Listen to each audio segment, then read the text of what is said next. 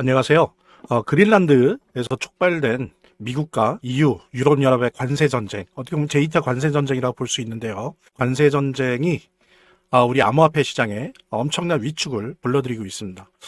이거는 암호화폐 종목, 비트코인, 이더리움 할 거 없이 모든 종목들이 다 위축되고 있는데요. 그러면서 이 투자자들이 실제로 디지털 금이나 디지털 은이 아닌 진짜 실물 금과은으로 다 도망갔다. 과연 그런가? 아닌가? 그랬을 때 이것이 향후 우리 암호화폐 시장, 특히 우리 파이코인에게 어떤 영향을 미칠 것이고, 그랬을 때 앞으로 어떤 전망을 할 수 있는지, 그 전망도 구체적인 스케줄 관련된 전망들이 어떠할 것인지 이런 부분 함께 나누는 그런 귀중한 시간 갖도록 하겠습니다. 되게 중요한 내용이니까요. 구독과 좋아요 꼭 한 번씩 눌러주시고요. 그 다음에 끝까지 영상 시청해 주시기 바랍니다. 자, 본격적으로 시작하도록 하겠습니다. 여기 보시는 것처럼 그린란드 사태로 촉발이 되면서 미국과 EU의 2차 관세 전쟁이 시작되었습니다. 그러니까 작년에 진행된 것이 1차 전쟁이라고 한다면 이번이 2차 전쟁이라고 할 수 있죠. 근데 이제 유럽연합이긴 한데 다는 아니고요.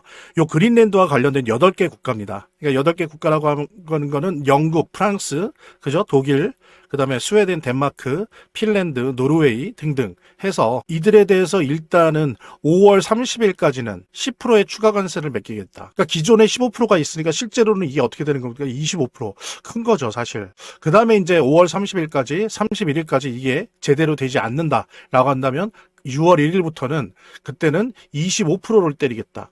그러면 이건 어떻게 되는 겁니까? 무려 기존의 15%였으니까 40%가 되는 거예요. 이렇게 됨으로 해서 지금 계속 베네수엘라에 이어서 지정학적 위기와 거시경제 불안정성들이 나타나면서 사실 첫날 같은 경우에는 비트코인을 비롯해서 암호화폐들이 잘 버텼는데 둘째 날부터 해서 암호화폐가 눈에 띄게 위축됐습니다. 지금 3일째 되는 오늘도 마찬가지고요. 자, 근데 이 부분을 이것이 어떤 의미를 갖는지를 좀 우리가 보려면 과거의 모습도 좀 챙겨봐야 될 것 같습니다. 예를 들면 비트코인을 위시로 하고 우리 파이코인도 마찬가지고요. 2024년 이전까지는 everything 랠리였어요. 그러니까 유동성이 들어온다든지 혹은 유동성은 들어오는데 달러가 약화된다든지 하여간 여러 가지 이유로 해서 한번 뛰기 시작하면 금, 은, 주식, 그죠? 구리, 니켈 뿐만이 아니고 비트코인 및 암호화폐가 같이 뛰었죠. 그래서 everything rally라고 했었어요. 그 전까지는. 근데 2024년 1월에 비트코인 ETF가 승인이 되면서 이제 기관의 자금들이 암호화폐 시장에 들어오는 것이 본격화되면서 즉 암호화폐 시장이 제도권으로 편입되면서 이제 앞으로 계속 암호화폐 시장에 제도권의 자금이 즉 기관 자금이 들어올 것이다라고 한 것들이 계속 선반영이 됐습니다. 이게 시장에. 근데 이제 이것이 작년 2025년도 1차 관세 전쟁 그리고 10월 10일 날 그 유명한 아주 역사적인 대청산 선물 시장이 있었죠. 암호화폐 대청산이 발생이 되면서 이제는 요 everything rally라고 하는 것이 사실상 종료됐다, 끝났다라고 하는 부분. 이렇게 되면서 이제 중요한 것은 금과 은이 튀느냐, 주식이 튀느냐라고 하는 부분보다 오히려 더 이제 단기 자금에 의존하게 되었어요. 본격적으로 방송을 시청하시기 전에 제가 한 가지 더 말씀드릴 게 있으니까요. 이것부터 먼저 보도록 하겠습니다. 여러분들 보니까 제가 체크해 보니까 아직도 투자지원금 못 받으신 분들이 꽤 많은 것 같아요. 그래서 지금 파이코인 채굴자 분들이나 혹은 한 주라도 파이코인 보유하신 분들 같은 경우에 모두 받아가실 수 있는데요. 자, 일단 신청하신 분들은 저희가 다 체크해 놨으니까 아직 신청 안 하신 분들만 말씀을 주시기 바랍니다. 지금 파이코인 채굴자 분들 중에 혹은 보유자 중에 한 주라도 있으시다라고 하는 분들은 저희 파이코인 제휴 거래소와 협업을 해서 투자지원금 지원을 해드릴 건데요. 상장 기념으로 거래소에서 직접 지원금을 드리고 있습니다. 정말 파이코인 단 한 주라도 보유 중이신 분들 아직 신청 안 하신 분들은 꼭 지원금 받아가 보시고요. 본 영상을 시청하시고 계시는 분들은 010-9627-320으로 부자라는 문자를 보내주시면 제가 말씀드린 투자지원금 지원을 해드릴 옵션도 있고 물론 본 영상의 고정 댓글에 보면 거기 링크가 있거든요. 그 링크를 통해서도 신청이 가능하고요. 자, 그럼 본격적으로 시작하도록 하겠습니다. 이 얘기는 뭐냐면 암호화폐 시장은 굳이 구분을 한다면 장기나 중기 자금보다는 단기 자금에 대한 의존성이 매우 높습니다. 아직은 그래요. 아직은 시총이 아시는 것처럼 3 3조 달러밖에 안 되죠. 참고로 비교를 하면 주식 같은 경우에 100조 달러예요. 상대가 안 되죠. 그러니까 아직은 작습니다. 그러다 보니까 장기, 중장기 자금이 들어가기보다는 아무래도 단기 자금에 의존하게 되는 것들이 커졌어요. 요 제도권 편입에 대한 선반영이 종료가 되면서 이러다 보니까 24년, 25년, 특히 25년을 거쳐서 뉴노멀, 새로운 규칙, 새로운 평범함이 만들어졌는데 그건 뭐냐면 말씀드린 것처럼 단기 자금의 유동성에 가장 크게 의존하게 되었다라고 하는 겁니다. 그러다 보니까 뭐가 중요해요? 소파 금리가 중요하고 단기 채권을 매입하느냐 아니면 발행하느냐 이런 부분이 되게 중요해요. 예를 들어서 소파 금리가 높다는 건 뭡니까? 단기 자금이 시중에 말라 있는 거예요. 그러니까 어떻게 돼요? 소파 금리가 높다면 암호화폐 시장은 힘든 거죠. 그죠? 근데 소파 금리가 점점 낮아진다라는 건 뭐예요? 이제 단기 자금이 시중에 들어오면서 암호화폐 시장이 조금씩 좋아진다는 걸 의미하고요. 그다음에 단기 채권, 단기 미국 채권도 마찬가지예요. 단기 채권을 발행한다. 그러면 어때요? 재무부가 단기 채권을 발행하면 그만큼 시중에 발행한 만큼 시중에 있는 단기 자금을 재무부 지갑이 쑥 빨아들이는 거죠. 그렇게 되면 어떻게 돼요? 암호화폐가 힘들어지는 거죠. 근데 반대로 지금 연준이 하는 것처럼 단기 채권을 오히려 매입한다, 사준다, 발행하는 게 아니라 사준다라고 한다면 그거는 시중에 단기 자금을 공급하게 되는 거죠. 이처럼 이전과는 달리 암호화폐가 소파 금리나 단기 채권을 매입하느냐 발행하느냐 이런 것에 따른 단기 자금의 유동성에 크게 의존하는 그런 시장이 되었다라고 하는 이 뉴노멀, 이거를 여러분들이 잊지 마셔야 됩니다. 그랬을 때 보면은 작년 하반기에요. 7월부터 10월 사이에 총 2조 달러의 채권을 발행했는데 베센트가 말하는 재무부죠. 그랬을 때 보통 재무부 준칙에 의거해서 단기 채권 20%, 장기 채권 80% 이런 식으로 발행한 게 아니라 작년 하반기에는 60%를 단기 채권, 40%를 장기 채권, 그러니까 평상시에 비해서 3배 이상 단기 채권을 발행한 거예요. 약 1조 달러 이상의 단기 채권을 발행했습니다. 여러분들 생각해 보세요. 제가 좀 설명드렸었죠. 1조 달러의 단기 채권을 재무부가 발행했다는 건 뭡니까? 1조 달러의 시중에 있는 단기 자금 1조 달러가 재무부 지갑 TGA로 빨려 들어갔다는 거예요. 그러니까 단기 자금이 증발한 거죠, 완전히. 그러니까 어때요? 랠리로부터 이 금도 오르고 은도 오르고 그죠? 주식도 오르고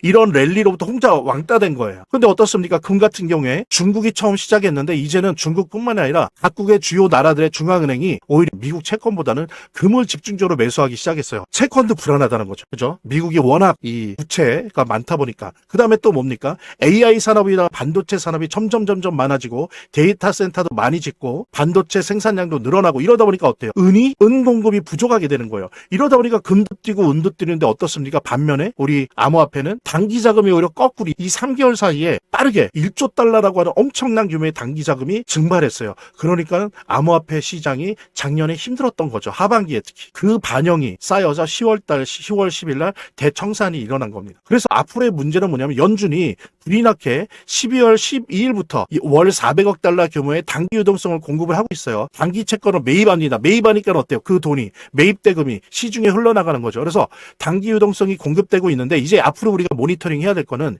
이게 부족하냐 부족하지 않냐의 문제. 요거를 이제 올해 3월까지 진행을 하거든요. 이랬을 때 요거를 모니터링 해야 될 숙제가 우리한테 남아 있는 겁니다. 그죠? 그리고 또 하나의 패턴은 뭐냐면 지금 보면 벌써 작년 10월 하반기 이후로 지금까지 동일한 게 비트코인, 이더리움을 위시로 한 솔라나 XRP에서 대형 비트코인과 대형 알트코인 같은 경우에 자금이 조금이라도 들어오면 단기 자금이 비트코인과 이더리움 등의 대형 코인 및 알트코인이 먼저 뜨고요. 그 다음에 어지간한 중요한 알트코인은 안 떠요. 오히려 뜨는 게 뭡니까? 이후 다음에 바로 변동성이 심한 소형 알트코인과 테마코인이 먼저 떠요. 그러니까 어정쩡한 알트코인은 위험하다는 거죠. 그래서 그런 말이 있지 않습니까? 적어도 2, 3년 안에 알트코인 95%가 사라질 거다라는 얘기가 있어요. 이랬을 때 아예 투자 대비 위험성은 크지만 투자 대비 이 수익률이 매우 높은 대신 리스크는 높죠. 이 소형 알트코인이나 혹은 확실한 테마가 있는 것, 예를 들면 프라이버시 테마나 아니면 AI, 서브 인스트럭처 테마나 이런 테마 코인 같은 경우가 수혜를 보고 나머지 돈들은 뭐예요? 예전 같으면 중요한 알트코인에 갈 자금이 이제는 일로 안 가고 비트 이더에 더 가고 소형 알트코인이나 테마 코인에 간다는 거죠. 이런 어떤 패턴을 우리들이 요 새로운 뉴 노멀 속에서 이거를 우리가 캐치를 해야 됩니다. 이랬을 때 지정학적 불안, 그 다음에 거시경제 불안정 속에서 자금이 소형 알트코인 섹터에 차익을 실현하고 지금 떠나고 있어요. 왜? 이렇게 지금 그린란드 사태니 관세 전쟁이니 이러면서 하루 버티다가 이튿날보다 비트위더 막 무너지잖아요. 그러니까 어떻습니까? 그냥 차익 실현하고 지금 떠나는 거. 자, 그랬을 때 중요한 거는 저는 6월 1일이 중요하다고 봅니다. 왜냐하면은 연방준비위원회 RMP, 즉 단기 채권 매입해서 시중에 단기 자금을 푸는 거, 이게 3월까지 하거든요. 3월까지. 그랬을 때 그 다음에 또 하나는 뭐냐면 1월 3월 FOMC 회의 때 금리 인하를 하느냐 마느냐라고 하는 부분. 지금 이제 이렇게 거시경제가 불안해지고 지정학적 위기가 오면서 금리 인하 되겠어라는 말들이 많은데 어쨌든 요 부분이 또 이제 변수가 될 거고, 그 다음엔 ESRR이 있습니다. 이거는 뭐냐면 이제 은행이 앞으로 대출을 더 많이 할 수 있어요. 그동안 이 ESR 그 제재 규칙이 있었는데 이걸 풀었습니다. 그래서 이제 올해부터 이걸 실시를 하거든요. 그래서 상반기 중에 이제 시작될 텐데, 이렇게 되면 이제 대출이 많아질 건데 얼마나 많아질 거냐라고 하는 변수들. 그래서 지금 뭡니까? 아까 말씀드린 것처럼 6월 1일부터는 25%를 때린다는 거. 즉 실제로 15% 합쳐져서 40% 때린다 그랬잖아요. 그러니까 이전에는 사실 타결될 거라는 거죠. 그래서 6월 1일까지가 변수고, 그렇다라고 생각했을 때는 뭡니까? 최대 5월 31일까지는 만약에 협상이 안 된다면 계속 질질 끌 수 있다는 거잖아요. 최악의 경우엔. 그렇다면 그때는 보통 전문가들 사이에서 암호화폐 불장이 2분기냐 3분기냐 논란이 많았는데, 만약에 이렇게까지 트럼프 말대로 이렇게까지 끌려진다면 요 리스크가, 그렇다면 암호화폐 불장은 2분기가 아니라 3분기, 즉 7, 8, 9에 올 확률이 높다. 그리고 사실 베센트나 트럼프는 11월에 중간선거가 있기 때문에 이거를 더 바라는지도 몰라요. 그렇기 때문에 스케줄을 이렇게 가지고 간다라고 저는 생각을 하고, 그래서 우리들은 언제까지 기다려야 되느냐라고 하는 짜증이 좀 있을 수 있는데, 요 부분 물론 일찍 타결된다면 원래 제 개인적인 예상대로 2분기에 암호화폐 불장이 요러요러한 변수 속에서 올 수도 있지만, 만약에 지금 트럼프의 마지막 데드라인, 즉 5월 31일까지 이 문제가 계속 질질 끌려간다면 그때는 3분기가 최절정일 수 있다라는 주장에 무게가 실린다는 부분들. 그래서 이런 일정들, 우리 암호화폐 전체 일정, 그리고 우리 파이코인의 이런 일정들 같이 공유하면서, 여기서 잠깐 우리 구독자분들께서 단기적으로 폭등하는 코인을 잡아내기 위해서는 이 내용을 좀 알아야 된다고 저는 생각을 하거든요. 좀 간단하게 설명을 드려보도록 하겠습니다. 메인넷이란 암호화폐 핵심 블록체인에 대한 시스템을 의미하는데요. 실제로 작동하고 거래가 이루어지는 그런 블록체인으로서 메인넷은 해당 프로젝트가 완전히 생태계 구조로 전환된 것을 의미를 합니다. 메인넷이 없는 암호화폐 프로젝트는 세입자 정도로 봐주시면 됩니다. 현실에서도 세입자들은 비교적 적은 주거 비용으로 좋은 집에 살 수 있지만 문제가 일어날 수 있죠. 전세 사기 등에 대한 위험성을 떠날 수 있는 거고요. 그렇기 때문에 메인넷이 꼭 필요한 것이다 라고 말씀을 드릴 수 있고요. 그래서 메인넷에 대한 출시 일정이 만약에 나오게 된다라고 한다면 단기적으로 미친 듯한 폭등을 받기 위해서 메인넷 출시 전에 우리가 매수를 하면 되는 것이고, 메인넷 출시 후에는 주가가 크게 상승한 다음에 폭락을 할 수 있기 때문에 매도를 하면 되는 거죠. 최근에 메인넷 출시로 인해서 베라체인이 한 720% 이상 상승이 나왔습니다, 여러분. 메인넷 출시에 주가 상승이 나올 수가 있기 때문에 메인넷 출시 전에 매수하고, 메인넷 출시가 나오면 다시 한번 매도를 해보시면 좋을 것 같습니다. 그래서 메인넷 출시 일주일 만에 5배 오른 스토리 코인 있죠. 실제 생태계는 걸음마 수준이라고 할 수 있지만 메인넷 출시 이벤트로 인해서 단기 바닥에서 몇 프로 상승을 했어요? 500% 이상 상승이 나온 스토리 코인입니다. 플라즈마 단기 하락에도 주간 83%에 대한 급등으로 상승을 했었는데, 메인넷에 대한 효과가 주목이 되었고요. 그리고 파이코인도 30% 이상 가격 급등이 나왔었는데, 메인넷 출시 임박과 함께 인공지능 AI에 대한 투자額대로 영향을 받은 것으로 확인이 됩니다. 그래서 지금 현재 5개 대한 코인 중에서 지금 2가지 코인은 메인넷 출시로 인해서 977%, 451% 정도 상승이 나온 상황이고요. 근데 저 같은 경우에는 지금 3가지 코인을 계속적으로 매집을 하고 있습니다. 이 코인 같은 경우에는 단기간에는 1000% 이상 상승이 나올 수 있다 저는 생각을 하고 있기 때문에, 만약에 관심 있는 분들이라고 한다면 매수를 하세요. 매수 타이밍 저랑 같이 한번 잡아보실 분들, 메인넷 일정이 곧 나올 3가지 코인을 잡아보시게 된다고 한다면 977%, 일주일 만에 977%, 451%, 그냥 우리가 수익을 극대화할 수가 있는 거죠.